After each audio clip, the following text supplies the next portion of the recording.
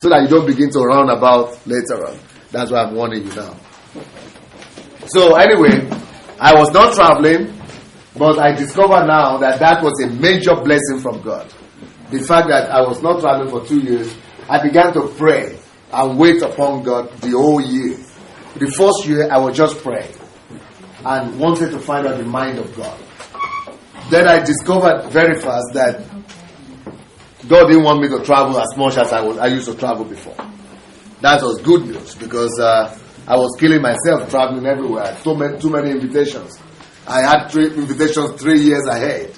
And I couldn't, I was refusing a lot of them. But I couldn't refuse all of them.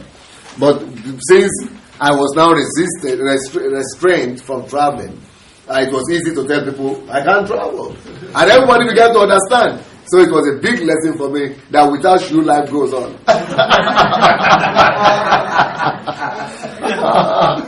So that's a big lesson. Then another lesson I gained from that was that, of course, my wife was happy. My wife and children, they were the best. They are happy for it. But it also afforded me the time to seek God deeply. So I begin to do some soul searching and finding out what is really happening. I wanted to know. Can you help us bring this? I wanted to really know how has God been looking at my sacrifice, my service, and my ministry. How does God see my ministry so far? You know the conclusion I came to? I came to the conclusion that even though Embassy of God Church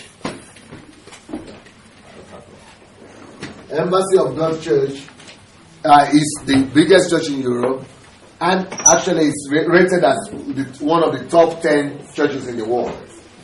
So even though this is and one of the fastest growing churches in the world as well, even though this is one of the all those things sound nice, and I have seen it before I began to travel. I've traveled in less than maybe in about 5 years. I traveled to about 48 countries. And I've seen it. I've seen it all. And I discovered that, I was surprised. And it humiliates me to admit this. That it not just humbles me. It's humiliation. In the sense that the state of the body of Christ is so bad. The state of the church is so bad that our church here, which I wouldn't think was a big deal, I discovered that I didn't see anything close to it, even by kilometers, in all the places I've traveled to. Great churches are there, but very few kingdom churches. Now, this is with all humility. Don't think it's bragging or something. This is just real fact that I came to. You cannot keep quiet about it. And it's painful. Because it's painful because then how are we planning to win the war? If that is true, then what is really happening with the body of Christ? That's a tragedy. If you could not point out to at least 1,000 of churches like this. I couldn't even find one, talk less of 100, talk less of 10. So that's a big tragedy and it's very sad. So that's what I discovered traveling all over the world. So what I'm saying is, as good as I thought our church was, and not just me thought, as good as we are compared to other churches. But you see, in the day of judgment, it's not in comparison with other churches God is going to judge you. It's in comparison with His expectations. Yeah, that's when the pain comes. You know what I discovered? I've only achieved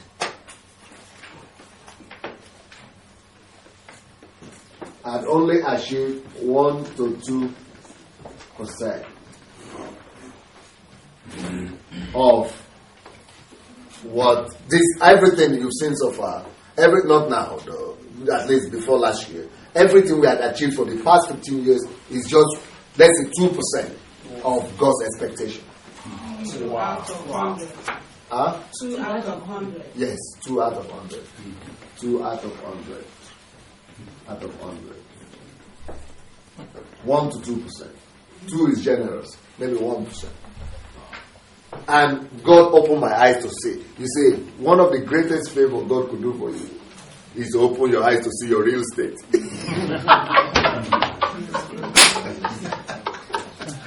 Not in your eyes, but in His eyes. Yes. It's like thinking that you are a world champion, and then you discover that you are just a village champion. You become a local champion. Everything you are bragging yourself of is just nonsense. So that was a very painful discovery, and I soon discovered that is true, because today I will be bold to tell you that the truth is that the format of churches that we have all over the world, which is normally pulpit ministry, or preaching, teaching, or whatever you call it, from the pulpit, right? That will only deliver one, maximum 2% result. And pastors know what I'm talking about, in the sense that we come to the pulpit sometimes and you have received this revelation from God, and you know God gave you that revelation, and you're thinking, and I'm sure some of you have heard this, ministers will come to the pulpit and say, this message, it will change your life. This revelation, if you just listen, you have to be in church tomorrow. You have to be in church today. This message will change your life. This service, this message, this revelation, and you yourself have prayed, fasted, and you are going, you are loaded, and you think, after this message, that's what you have, and you went and delivered, and people say, wow, what a great message! Wow, pastor, we've never seen you like that. Oh, no. Pastor, no. You are good. No, that was one of the best messages I've ever had. That was a revelation. It was deep. But by the next Sunday, they are expecting another one. They are telling you, come on, about to perform. They released another revelation. Let's go now. Oh, that was good. Good message, Pastor. And what the pastor was expecting was that you were going to change, that the church was going to change. You know what happens to the church? What the church does? The church looks forward for the next Sunday. So for another greater revelation. For another yet, but they remain the same. They are just the same people looking at you. And the best that message has done is that it has gotten them more excited. Ooh, wow, I'm going to invite my friends. I must come back next Sunday. That is the best you've got. But people have not changed. They have not become more Christ-like. They have not become revolutionaries. They have not gone out to change the world. They are sitting down there looking at your eyes.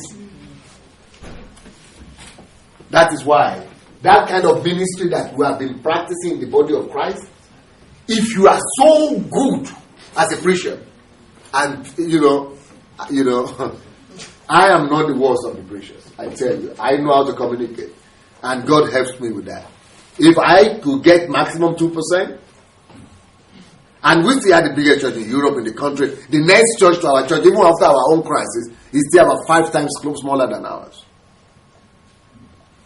So we are still good, but that is in the eyes of men.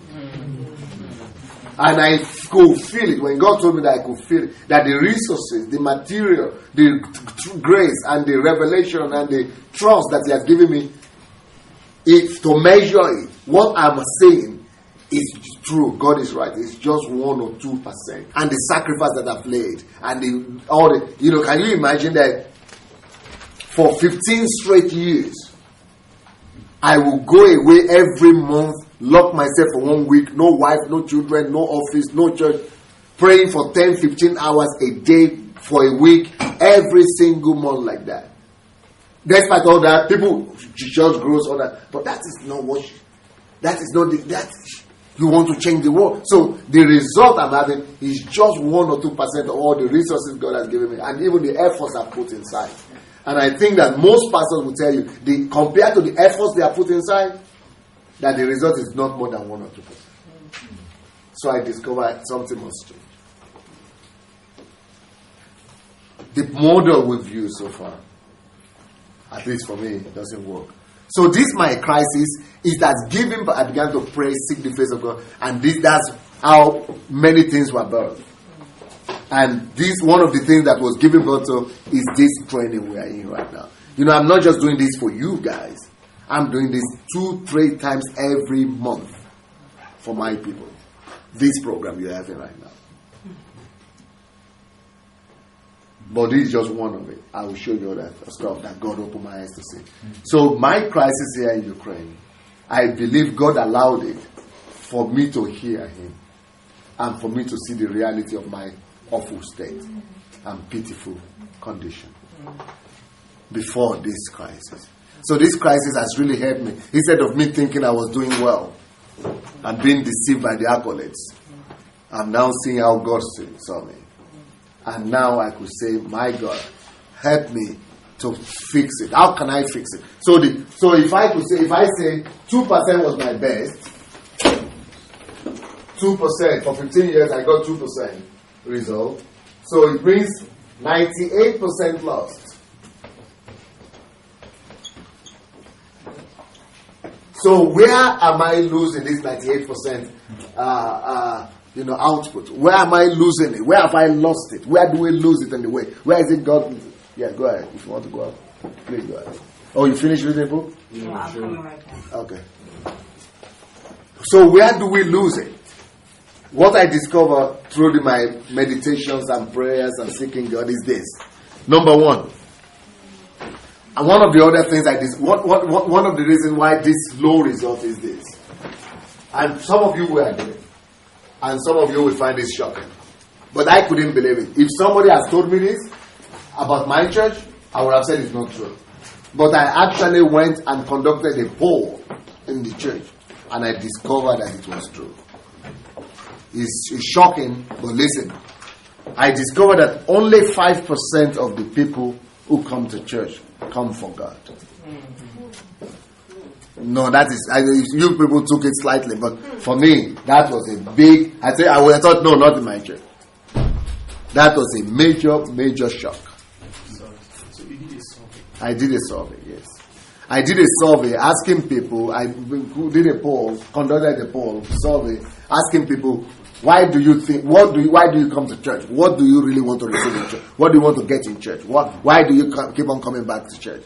Most people say, oh, because we have a great leader, or a great pastor, a great church. Most people say, oh, because I know this church is where my needs are going to be met. Oh, this church is where, God is going to touch me. Oh, this church is where I'm going to fulfill my vision. Oh, this church is where God is going to show me my destiny.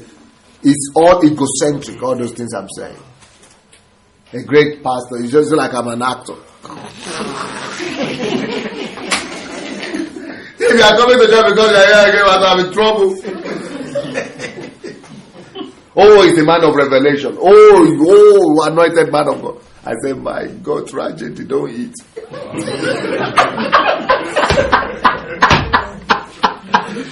Palava, don't come. I say, my trouble has arrived.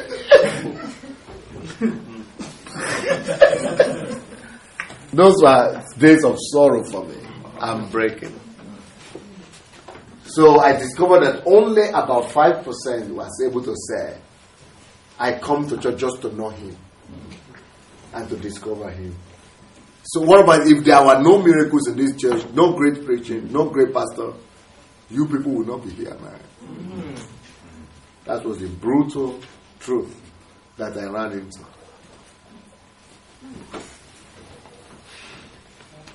Not too many people will still go to your church if God were not doing anything, just to go because they love Him. 95% of the people who come to church come for themselves. Something they could get for themselves. Something that could tickle them. Something that could make them feel good. Something that could entertain them. Something that could meet their needs. It's everything they were saying was all connected to that. Either through the pastor or through their troubles or through their challenges. They just want to get something for themselves. Egocentric people. And that is why we the bishop was talking today about the egocentric church and Kingdom Church. Yeah. So, like I said, so in that kind of situation, when 95% of people come for self, no matter the kind of message you preach, they are using it they are converting it to meet their own needs. They are looking at it through the prism of what they need, what they could get from it. So they are analyzing your words and taking the one they need inside. The one they don't need, they just pretend and say, "Yeah, Pastor, you are doing great."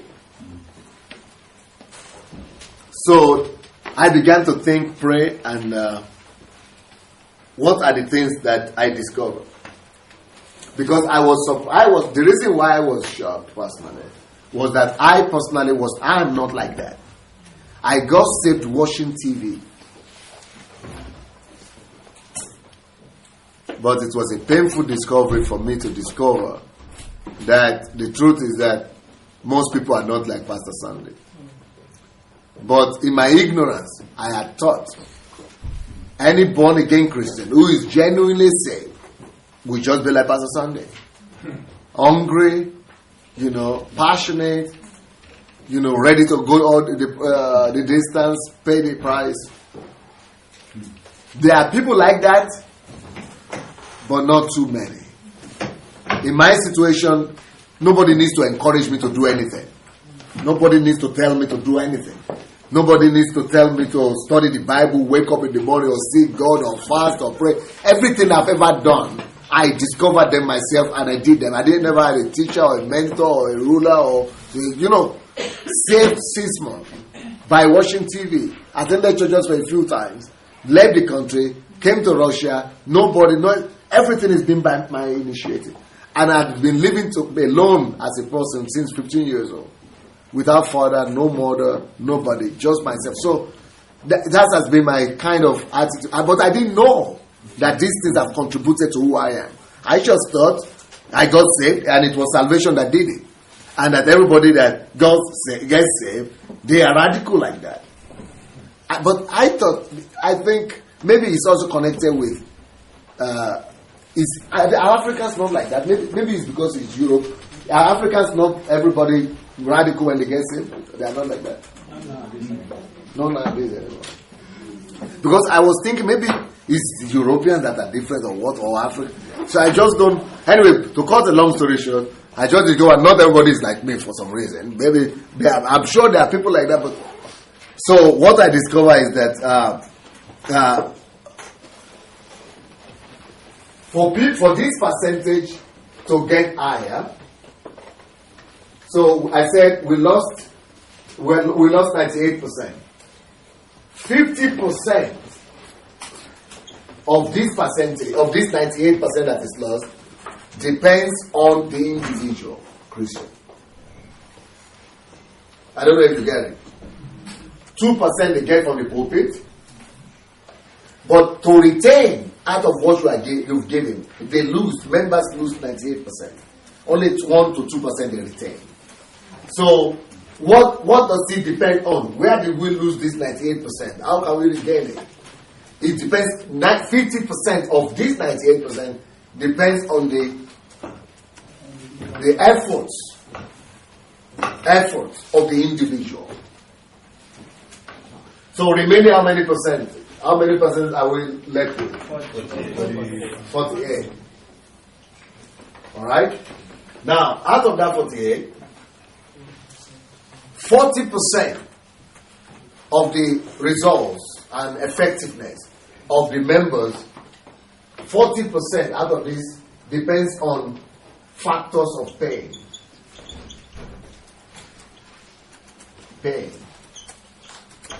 Or, no, let's leave it like that. Factors of pain. The thing that causes people to want to learn, to want to keep what they've learned, to want to retain, to want to pay the price, is the most effective of it all is pain. when people don't fall into situations of pain, they don't put effort in.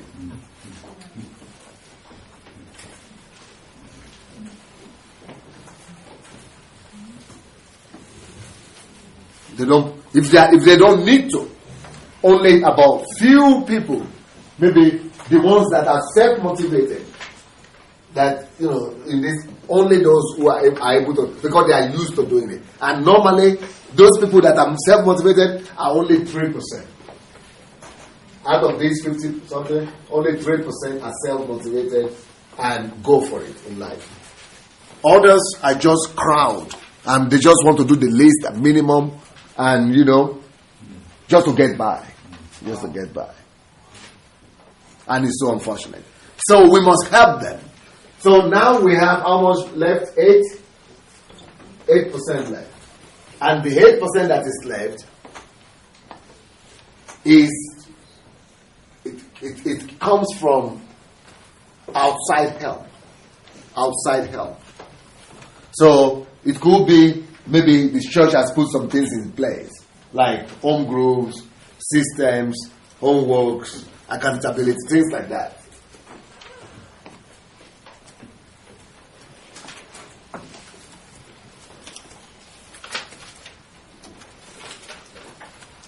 So how did I decide to tackle this problem? How did I decide to tackle this problem? So as to increase the result and the output of the teachings and the efforts I put in the church from 1% or from 2%, at least maybe to 50% result.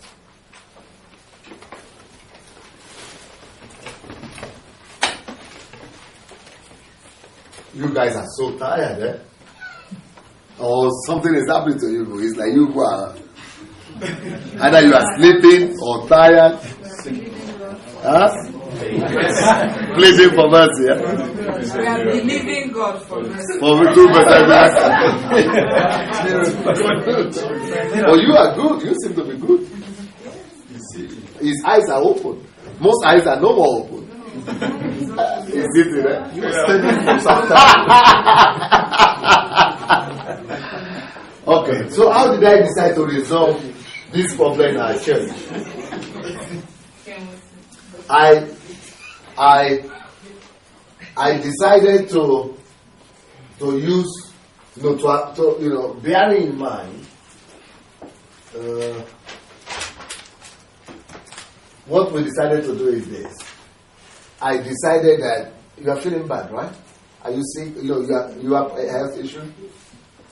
You have health health issues? A leg problem with your leg or your back? Yes? It's the miracle. Any health issue? No? Okay. Yeah, I have a leg problem.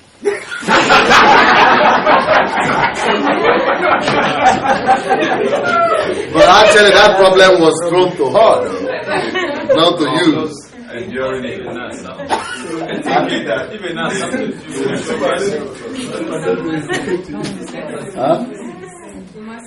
But pain is the biggest. It's not in there. Pain is the biggest teacher. But read the book. Read the book. Some people have read the book. Just keep on reading it. When you finish, you say, because you will not learn. So what I discovered is that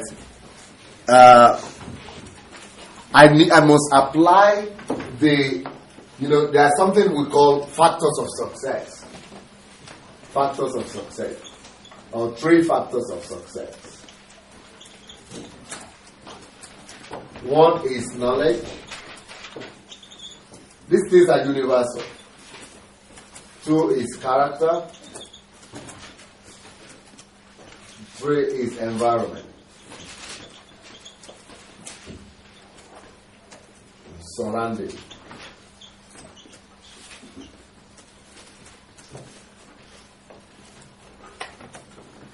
So,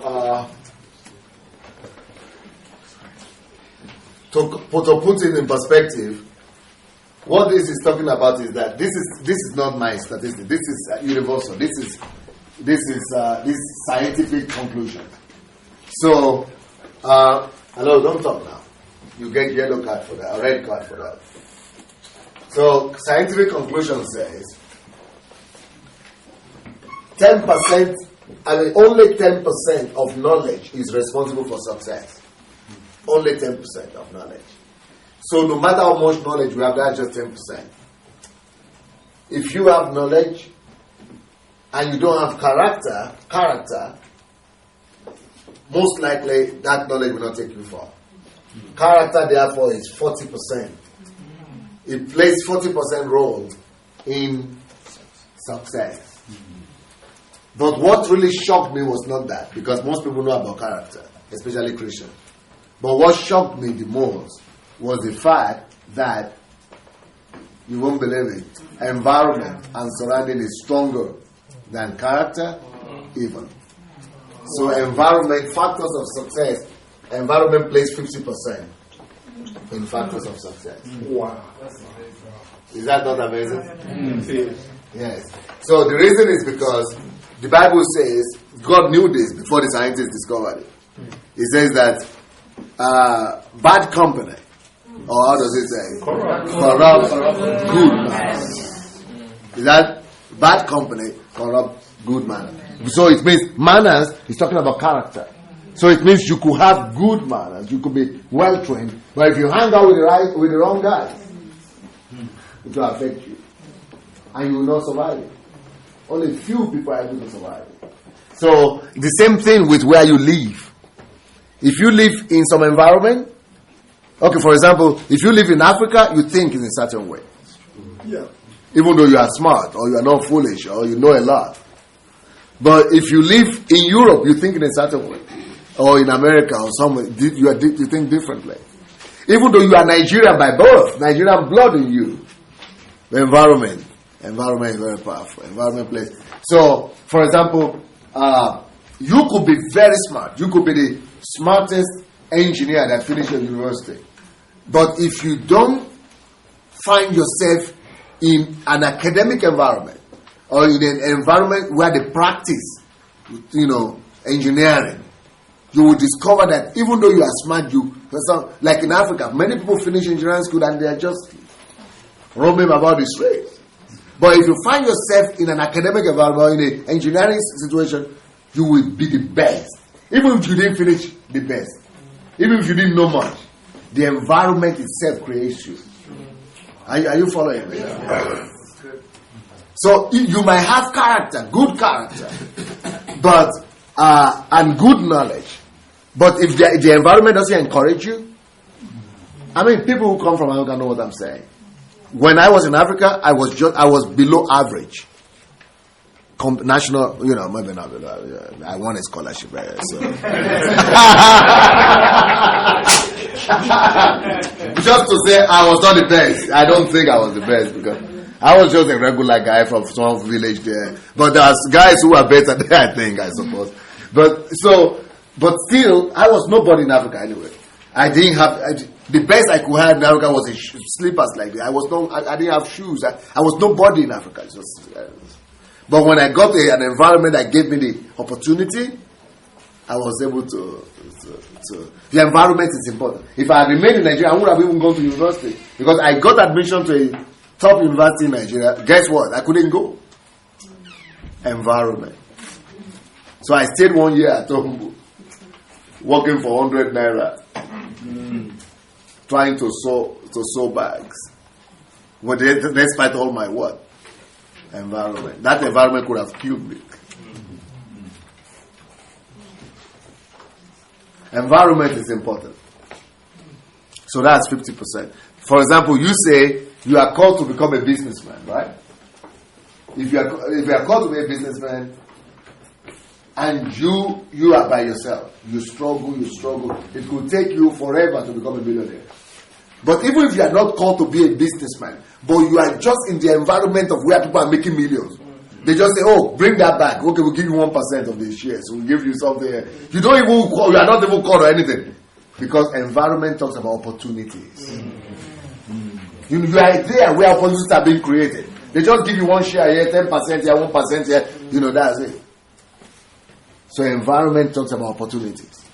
But if you don't have opportunities, no matter how gifted, no matter what golden character you have, nobody to help you. Nobody to give you a hand. That is what this environment here is doing for you. You know what I did? The first thing I came across, the first thing I invented, the first thing that I knew, if my members of the church, members of my church don't look like me, if they are only producing 2% result, I must create the kind of environment where I myself I am living in. They don't live in my environment. That's the biggest discovery of my life in this crisis. I discovered that the church is not the environment people live in. They just come visit for 3 hours or 2 hours and go back home. They are invited. The way I live like this. So these 3 days is an effort. How did I come across it? It's an effort to create my regime, my daily routine, or what do you call it? My regiment. My daily regimen is an effort to create my daily regimen for my people to follow. That is what we've done. Wow. It is just an effort. You need to open that too. It is just an effort to recreate my daily regimen for people to follow. Because I said they are not like me because they don't live like me. If they live like me, passionate like me, focused like me, if they really live like me, they think like me, their attitude is like mine, they will be different. They will not have that kind of result. You know what I discover, friends? We think our members are angels and that they live by what we teach them. If they don't see how we live, they don't live like that. So that is how I came about this retreat. Wow. So I said I will bring them to my own house. This is the laboratory. Sorry? This is the lab. Lab, yeah. So it's like a laboratory. So it's like a lab where people are supposed to live in my environment. And at least to introduce them to that for 3 days. So that they could choose now to pursue that if they want to become somebody of significance. Then I began to study the lives of all the biographies of all the great men. I discovered that all of them have intensive lifestyle. All of them live like this. Intense. They are driven. And I know that I must teach my people. That is how we come across retreat. We call it retreat. But for you foreigners, we don't call it retreat because retreat in your own language is something different. So we call it history makers training for you.